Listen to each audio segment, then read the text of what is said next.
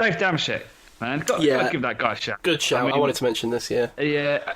For me, NFL podcasts and him will just be forever interlinked, because podcasts only not been around, forever, have they? And I remember sort of thinking, I hear about people listening to podcasts. I want to listen to a podcast, and there wasn't really a Steelers one at that time. It was before Terrible Podcasts had got going, I think.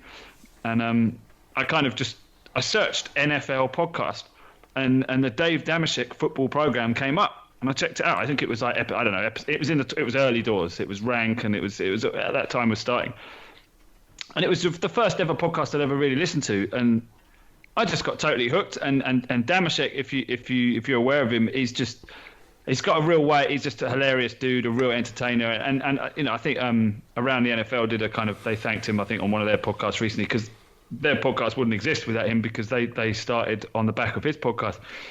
So yeah, he did his last show, and he's off to pastures. I think he's leaving the NFL and starting new things. But as they said on the Around the NFL podcast, the NFL media was a dry place before Dameshek got there, and he introduced comedy, good comedy, actually funny stuff.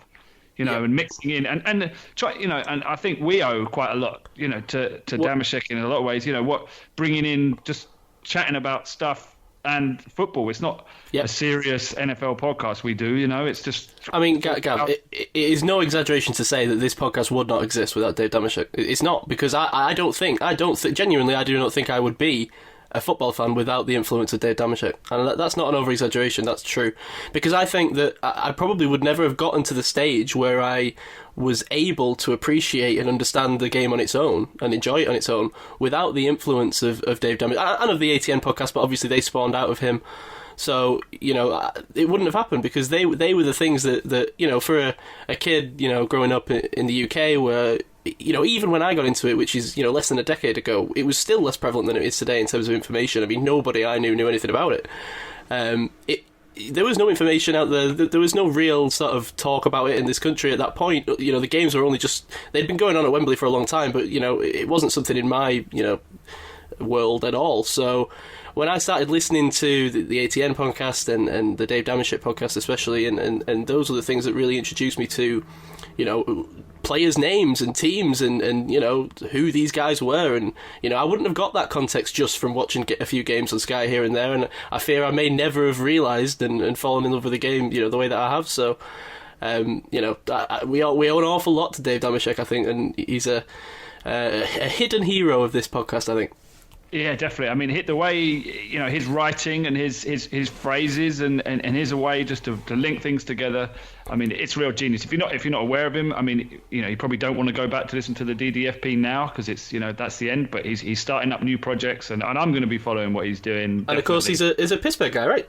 Yeah, absolutely. Yeah. First and foremost, off the bat, yeah, he's a big Steelers guy, so he's always got some strong opinions. What was his last take? Was that Big Ben, he would take Ben over Lamar Jackson going forward. Yeah, that was what he was nailing his colours to the mast killed for. To the end. Yeah. Maybe that's why. Is that why he quit the NFL? I don't know. But he did come out of the blue. His sudden. It did. Moving on. But he's not a homer. No. He cheats life. I wish him luck. I really do. I think it's last thing. It amazes me how much. If you listen to him, Shekisms are a thing, right? Things that he says that come up all the time, sort of little bits that he has. It amazes me how much those sort of get into my real life without me even realising.